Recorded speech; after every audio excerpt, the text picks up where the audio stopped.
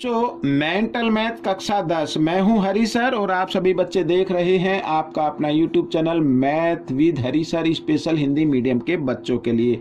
और इस सीरीज में हम कर रहे हैं अध्याय 11 पृष्ठीय क्षेत्रफल और आयतन। तो आइए करना शुरू करते हैं प्रश्न नंबर 6 से। देखो, एक पहला भाग तो मैं अपलोड कर चुका हूं जिसमें पहले 5 प्रश्न मैंने डाले हैं, तो अगले 5 प्रश्न इस पार्ट में हम डालने वाले हैं। ठीक है, तो क्या कहता है, बहुत ही आसान है। देखो, दो गोलों का आयतन का अनुपात, दो गोले हैं उनका आयतन का अनुपात दिया हुआ है, दोनों गोलों के पृष्ठीय क्षेत्रफल का अनुपात बताना है, आयतन का अनुपात दिया हुआ है। तो बच्चों, क्षेत्रफल हम तभी निकालेंगे जब हमें त्रिज्या मालूम होगी। त्रिज्या तो मालूम है नहीं, तो आइए निकाल लेते हैं। देखो 4/3 आयतन लिख लेते हैं। तो 4/3 पहले गोले का आयतन, तो 4/3 ये 4/3 और पाई आर की 3, ये होता है पहला। और दूसरे गोले का आयतन भी यही होगा, 4/3 पाई आर की 3। लेकिन यहाँ पर त्रिज्या जो होगी वो अलग अलग होगी। ये मैंने पहली त्रिज्या मान ली, इसे दूसरी मान लेते हैं। लेकिन इनका आयतन दिया हुआ है 125 और 216। ठीक है ना, तो 4/3 पाई से 4/3 पाई कट गया। अब यहाँ पर ये रह गया आर की 3 और इधर भी आर की 3, तो इधर लिख लेते हैं। तो R1 आ जाएगी और इधर R2। तो यहाँ पर ये 3 लिखा हुआ, तो इधर लाके लेके आएंगे इस 3 को, तो ये घनमूल में बदल जाएगा इस तरीके से। ठीक है ना, और इधर भी आप इस तरीके से घनमूल में इसको बदल दीजिए ऐसे। तो 125 का घनमूल क्या होता है बच्चों, 5, और 216 का होता है 6। तो पहली त्रिज्या आ गई 5 और दूसरी त्रिज्या कितनी आ गई, 6 आ गई। अब क्षेत्रफलों का अनुपात बताना है। तो क्षेत्रफल का अनुपात, क्षेत्रफल क्या होता है, 4 पाई आर की 2। ठीक है, 4 पाई आर की 2। तो आर कितने, 5, तो 5 गुणा 5 इस तरीके से। और इधर 4 पाई, फिर यहाँ पे क्या लिखना है, आर की 2 लिखना है। आर कितनी है, 6 ली है, तो 6 गुणा 6। तो ये अनुपात में लिख दिया। ये पहले गोले का पृष्ठीय क्षेत्रफल हो गया, दूसरे गोले का पृष्ठीय क्षेत्रफल हो गया। तो 4 पाई से 4 पाई काट दिया, और 5 पंजे 25 और 6 6 36। तो बच्चों ये आपका आंसर आ गया है। ठीक है, तो यानी 25:36 इस तरीके से ये पहले छठे प्रश्न का उत्तर निकल गया है। अब हम करेंगे प्रश्न नंबर 7। तो प्रश्न नंबर 7 क्या कहता है, देखो बहुत ही आसान है। एक खोखला लोहे का पाइप 21 सेंटीमीटर लंबा है, इसका बाहरी व्यास 8 सेंटीमीटर है। ठीक है, तो त्रिज्या निकाल लेंगे। यदि पाइप की मोटाई 1 सेंटीमीटर है तो पाइप का आयतन, ठीक है, पाई के रूप में बताना, आयतन बताना है, उसमें कितना मेटल लगा हुआ है, मोटाई दे दी तो इसके अंदर। ठीक है ना, अब आयतन निकालने के लिए तो हम क्या करेंगे बच्चों, यहाँ पर व्यास दिया हुआ है, ठीक है, बाहरी व्यास दिया हुआ है, तो बाहरी त्रिज्या निकाल लेते हैं। ठीक है, तो यहाँ पर मैं लिख देता हूँ पाइप की बाहरी त्रिज्या। ठीक है, बाहरी त्रिज्या, बाहरी त्रिज्या कितनी होगी बच्चों, बाहरी त्रिज्या हो जाएगी भाई 8 व्यास है ना, तो 8 को 2 से भाग कर देंगे तो आ जाएगी 4। तो 4 सेंटीमीटर बाहरी त्रिज्या होगी। आंतरिक त्रिज्या क्या होगी ये भी लिख लेते हैं, आंतरिक त्रिज्या। ठीक है, पाइप की है ये, पाइप की आंतरिक त्रिज्या। तो अब देखो मोटाई कितनी है, 1 सेंटीमीटर है। कितनी मोटाई है, 1 सेंटीमीटर। अब त्रिज्या जो है वो 4 सेंटीमीटर है, तो इसमें से अगर हम क्या 1 सेंटीमीटर घटा दें तो कितना आ जाएगा, 3 आ जाएगा। तो 3 सेंटीमीटर आंतरिक त्रिज्या हो जाएगी। ठीक है, ये हो गया। अब हमें क्या करना है, इसके खोखले लोहे के पाइप 21 सेंटीमीटर लंबाई, ये लंबाई या ऊंचाई मान लो। ठीक है, पाइप की लंबाई या ऊंचाई, ठीक है, एक ही बात होती है। लिटा दे तो लंबाई हो जाती है और खड़ा कर दे इस पाइप को तो ऊंचाई बन जाते हैं। तो 21 सेंटीमीटर। ठीक है, ये आ गया। तो अब हमें क्या निकालना है, आयतन निकालना है। तो पाइप का आयतन, तो पाइप का आयतन निकालने के लिए, पाइप का आयतन निकालने के लिए क्या करना पड़ेगा आपको, मैंने अभी बताया ना। तो बाहरी आयतन में से, बाहरी जो है त्रिज्या वाला, तो उसमें से आंतरिक त्रिज्या का आयतन जो लेकर उसको घटा देना है। ठीक है, तो बाहरी क्या क्या होगा, पाई आर स्क्वायर एच होता है, तो पाई का पाई रखना है, आर क्या है 4, तो 4 गुणा 4, और एच क्या है 21 इस तरीके से। ठीक है, और इसमें से घटा देना है, किसको घटा देना है, आंतरिक वाले को। तो पाई, ठीक है, आर की 2, आर कितनी है 3, तो 3 गुणा 3, और एच कितनी है, एच तो 21 ही है। ठीक है, अब हमें क्या करना है, इसमें पूछा है कि पाई को ना पाई में ही रखना है, तो पाई का पाई रख लेते हैं। ठीक है। आप देखो यहाँ पर 4 चौक 16, 16 और 21, 21 भी दोनों में कॉमन है तो 21 भी हम ले लेते हैं। और यहाँ पर क्या बचा, 4 चौक 16 और इधर क्या बचा, 3 तिया 9, ठीक है। इनको घटा दो आप, तो पाई यहाँ पर लिख देता हूँ 21, या यहीं पे रहने देते, 21 गुना कर लिए ना अभी। तो 16 में से आप 9 घटा दीजिए तो कितना आ जाएगा, 7 आ जाएगा। 21 सत्ते कितना होता है, 147 होता है, 147 पाई, ठीक है। और सेंटीमीटर, घन सेंटीमीटर हम इसको लिख देते हैं इस तरीके से। तो ये आपका उत्तर निकल गया, ठीक है। अब हम करेंगे प्रश्न नंबर 8। तो प्रश्न नंबर 8 ये रहा आपके सामने, और प्रश्न नंबर 8 में भी पाई के रूप में ही दिया हुआ है, ज्ञात करना है। क्या ज्ञात करना, पढ़ लेते हैं। सबसे बड़े लंब वृत्ताकार शंकु का आयतन पाई के रूप में बताइए जिसे एक 12 सेंटीमीटर घन में से काटा जा सकता है। ये घन हो गया बच्चों यहाँ पर, ठीक है। ये क्या हो गया, ये घन हो गया, इस तरीके से घन है।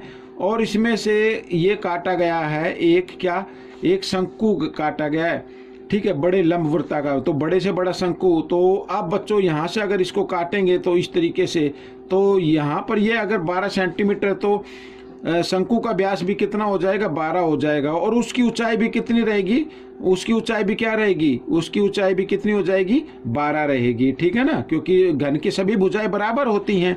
अगर ये घन है, ये 12, ये 12, ये 12, सभी भुजाएं क्या होंगी, बराबर होंगी, ठीक है। तो सबसे पहले हम यहाँ पर ये शंकु की त्रिज्या लिख लेते हैं, ठीक है। शंकु की त्रिज्या लिख लेते हैं क्योंकि हमें शंकु का ही बताना, घन से कोई सिर्फ ये भुजाई लेनी है हमें, ठीक है ना। घन का आयतन हमें नहीं निकालना, शंकु का आयतन निकालना। तो शंकु का व्यास यानी बड़े से बड़ा तो यही होगा ना भाई, ये 12 है तो ये व्यास भी क्या होगा, 12 होगा। तो शंकु की त्रिज्या कितनी होगी, लिख लेते हैं, व्यास का आधा होता है शंकु की त्रिज्या।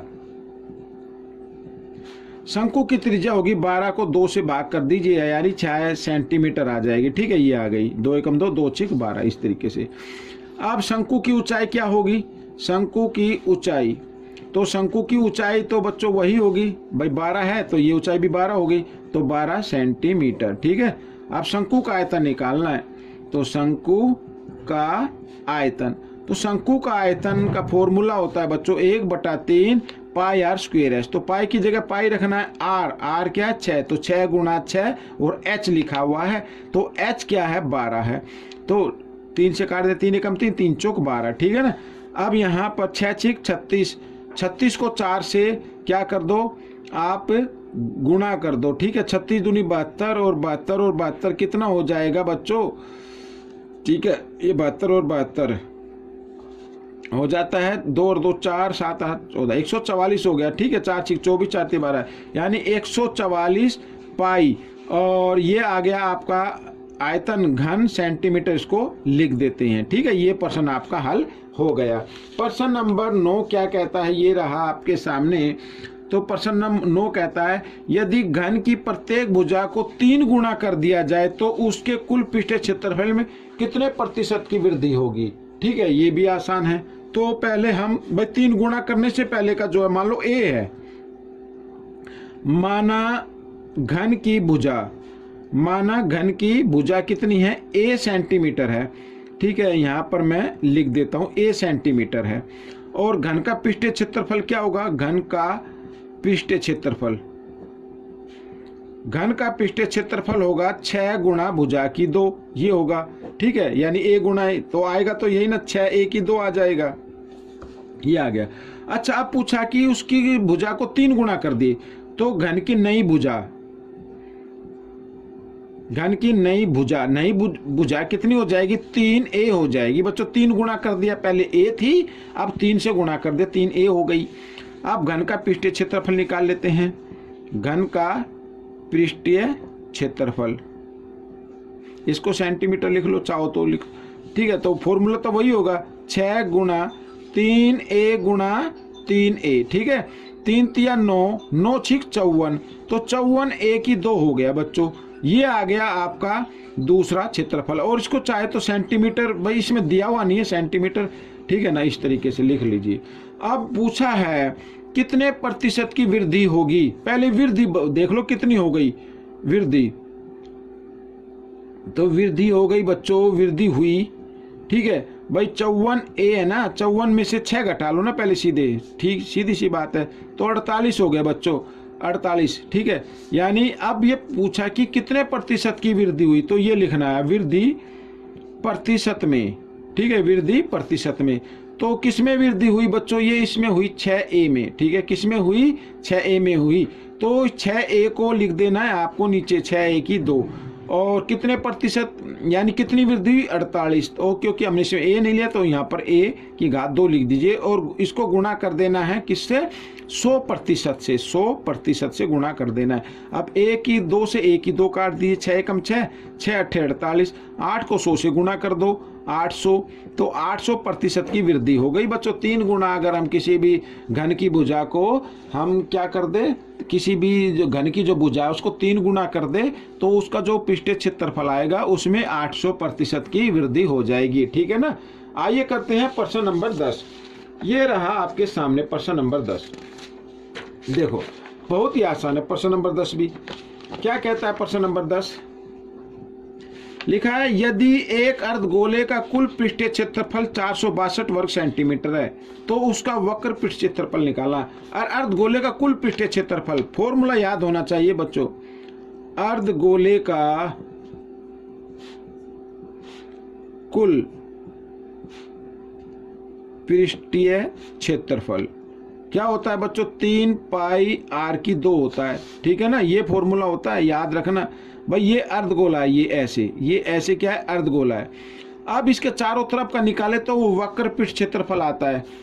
अगर ये कुल पृष्ठीय क्षेत्रफल तभी आता है जब ये ठोस होता है और ये ऊपर से इस तरीके से होता है, ठीक है ना, ऐसे होता है ये ऊपर से ये ऊपर से भी बंद होगा, तो बंद ये ऊपर से, देखो यहाँ तो कुछ इस तरीके से दिखाई दे रहा ओवन तरीके का, ठीक है ना। लेकिन अगर हम ऊपर से देखें तो ये ऐसे गोल नजर आएगा, वृत्त बन जाएगा। यानी वक्र पृष्ठ के क्षेत्रफल में इस वृत्त का क्षेत्रफल हम जमा कर देते हैं तो 3 पाई r की 2 बन जाता है, ठीक है ना। ये दिया हुआ है तो 3 और पाई की जगह आप लिख लो 22/7 और r की 2। r आपको ज्ञात करनी है, ठीक है, r की 2 क्या करनी है, ज्ञात करनी है। तो अब यहाँ पर 462 इस तरीके से लिखो, ठीक है। अब देखो r की 2 को इधर रहने दो, 462 और 7 इधर भाग में इधर आकर गुणा में आ गया, और 3 गुणा 22, ऐसे ये जो गुणा में तो इधर आकर भाग में आ जाएगा। काट दीजिए इसको 3 से, 3 एकम 3, यहाँ पे 1 बचा, 6 16 हो गए, 3 पंजे 15, फिर 1 और 2 12 हो गए, 3 चौक 12, इस तरीके से। तो 22 से 22 सत्ते 154, ठीक है, ये आ गया। तो r कितनी आ गई बच्चों, ये वर्ग को इधर ले आते हैं, वर्गमूल में बदल देते हैं, 7 गुणा 7 हो गया, 7 गुणा 7। तो इस जोड़े में से एक संख्या निकाल लीजिए, 7 सेंटीमीटर ये त्रिज्या आ गई। अब वक्र पृष्ठ क्षेत्रफल हम इसका निकाल सकते हैं अर्धगोले का। तो यहाँ पर मैं फॉर्मूला लिख लेता हूँ, अर्धगोले का वक्र पृष्ठीय क्षेत्रफल, ठीक है। क्या होता है फॉर्मूला, 2 पाई r स्क्वायर। तो पाई का मान 22/7, r स्क्वायर यानी 7 गुणा 7, इस तरीके 7 से 7 काट दिया, 22 सत्ते कितना होता है 154। तो 2 को 154 से आप गुणा कर दीजिए तो कितना आ जाएगा, 2 चौक 8, 2 पंजे 10, 2 एकम 2 और 1 3, 308 आ गया बच्चों। कितना आ गया, 308 वर्ग सेंटीमीटर, ठीक है। ये आपका उत्तर बन गया। तो ये वीडियो पूरी हो गई है। आपको क्या करना है, इसमें से क्वेश्चन को सीखकर प्रैक्टिस करनी है ज़्यादा से ज़्यादा, ताकि आपके अच्छे मार्क्स आ सके, अच्छी रैंक आ सके। मिलेंगे अगले भाग में, तब तक के लिए धन्यवाद।